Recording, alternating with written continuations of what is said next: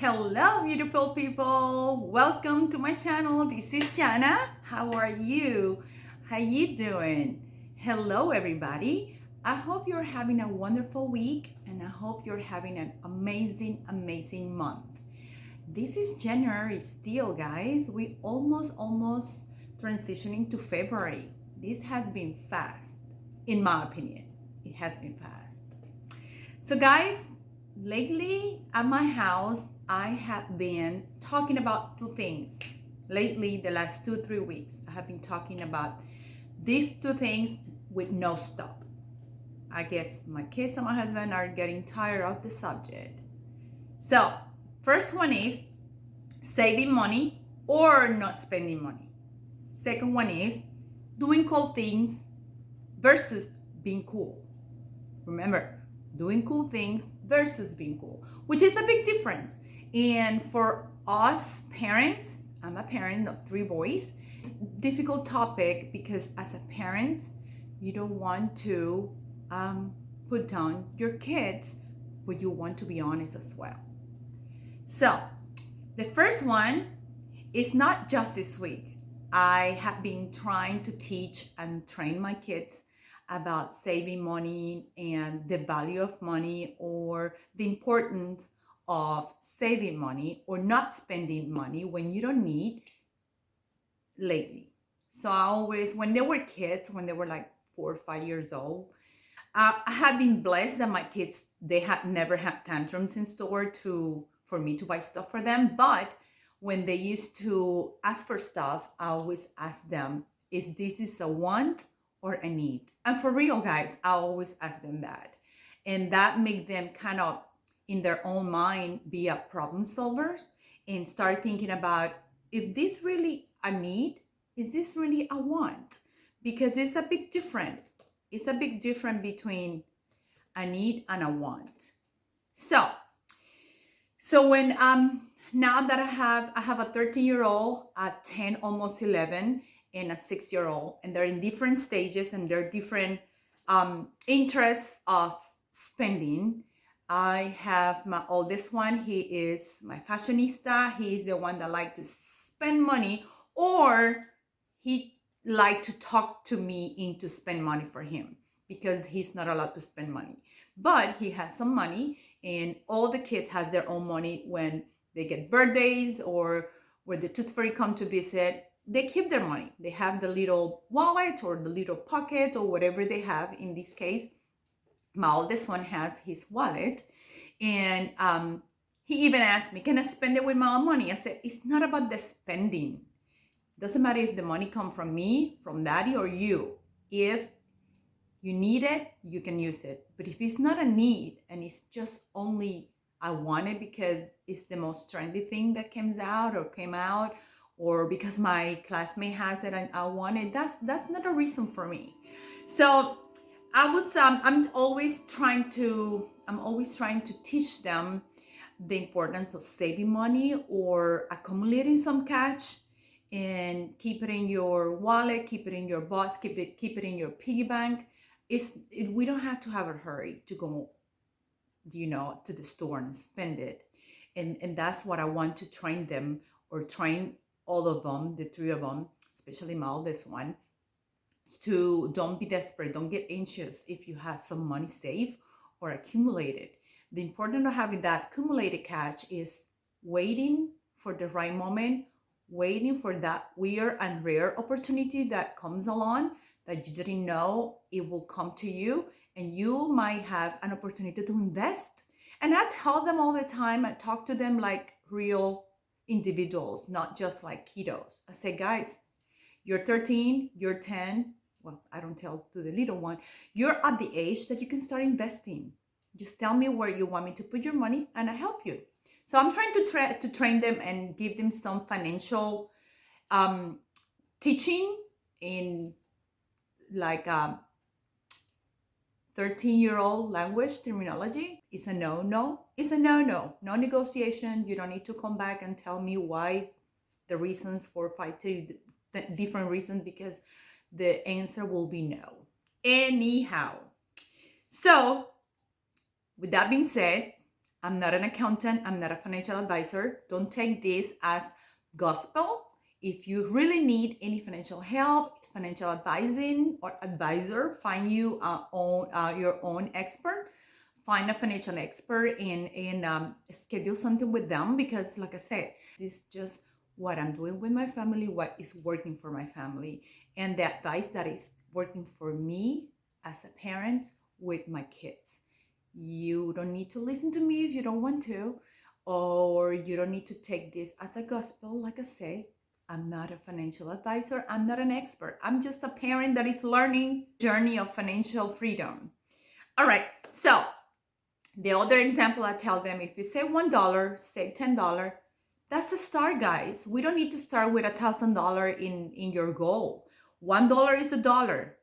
$10 is $10. I mean, and to my 6-year-old, what I tell him is, with this dollar, you can buy this. If you save $1 in the future, you can buy this. For example, he doesn't know too much about the concept of money, but I put them in lollipops. If you save $1, maybe tomorrow, next weekend, or whenever is important, an important occasion. If you want a token, you can get you 2 lollipops, or you can get you an ice cream cone. I put them in a simple word for him to understand. So guys, what is the problem with saving money or accumulating money or being anxious of going to spend it all? Think about this. If Warren Buffett, which is one of the most richest businessmen in the world in Wall Street, he saved money. He think about it. He analyzed. He studied. He wait until he get that rare opportunity. Why we cannot wait? So if he can wait to spend his billions, because we're talking about billions, we can wait to spend that dollar, that $10, that $100, or you can accumulate the cash and invest it in something better. My second topic is about cool things, or being cool, or doing cool things. And I'm talking about this and right now because it's, like I said, I have a 13-year-old. I said that before. I have a 13-year-old. He's a teenager, and he is a truly teenager. He's trying to learn things as a teenager. And I am 46 years old. And let me tell you, I'm a mother of 3 boys. They're very energetic, very inquisitive, and they're true boys. So I'm still learning. I'm still learning this skill or this journey of the motherhood, parenthood. But it's not bad. It's been a blessing, and it has been a joy. So I'm learning how to differentiate and how to explain to my kids what is being cool or what is doing cool things. So I think by now I'm reaching an expert level in this topic, because I talk about this every time with my 13-year-old. So maybe he hates it. I enjoy it. So as my kids get older, older, it's important for me to teach them, make them learn that being cool is not about popularity. It's not about being the cool kid in the group, or your classmates recognize you as a cool kid. Being cool is about being nice. It's about respect.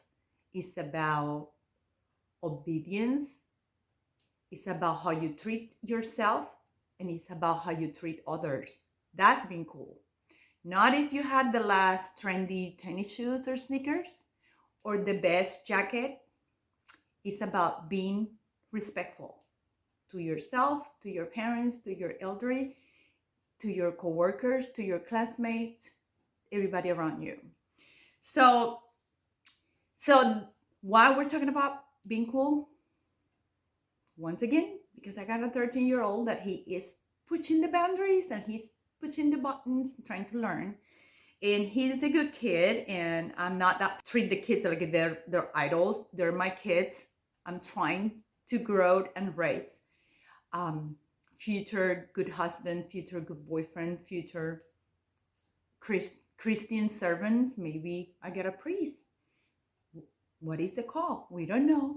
So, my 13-year-old, he is very active at church. He's an altar servant.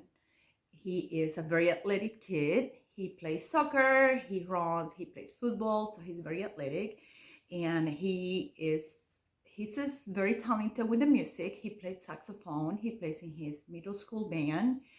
But lately, he's been talking about how cool he is, how popular he's becoming at school. And that's the word that I don't like. I like cool things. I like the word cool, but I don't like the word popular. Or when he expressed himself about, I like that I'm being popular.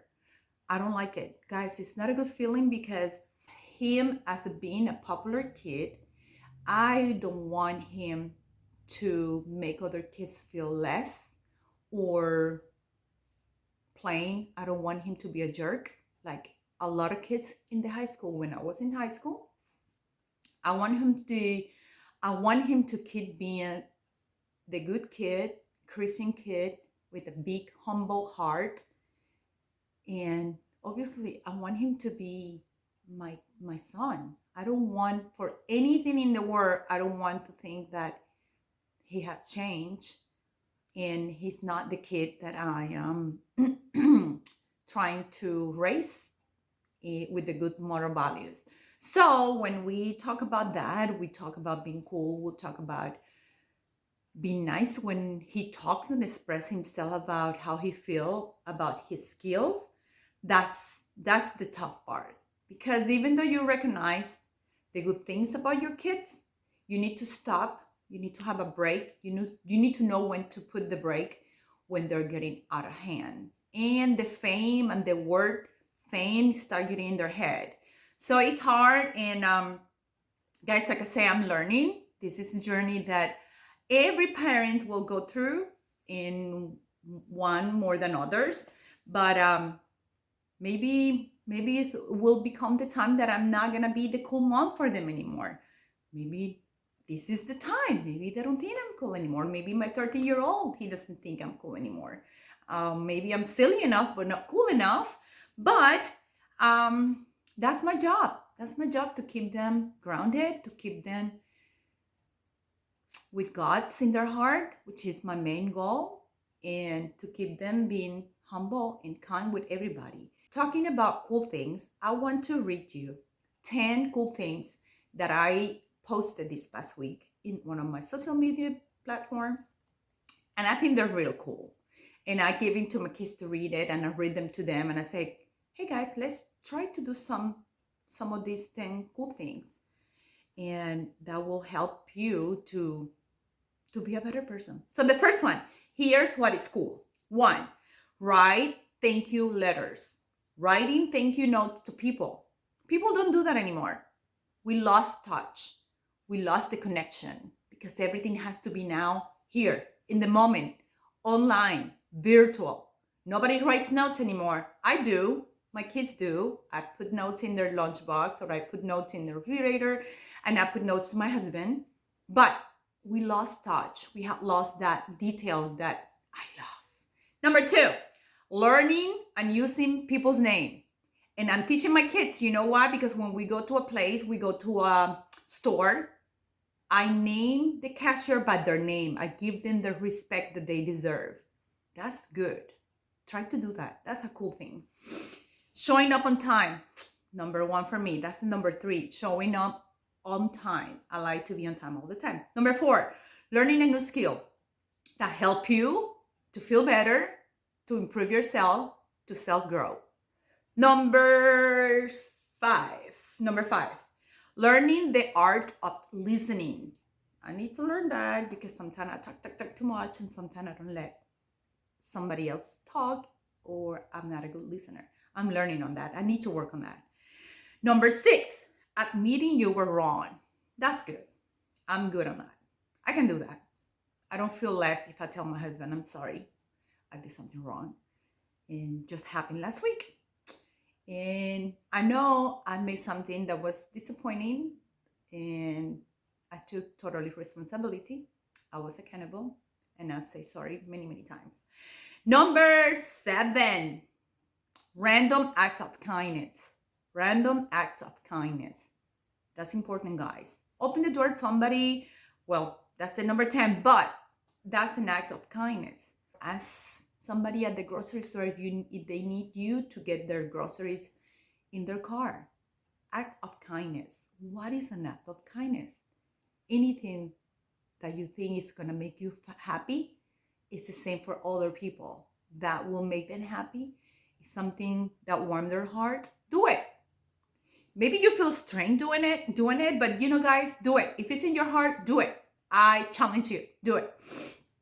Number 8, being a mentor.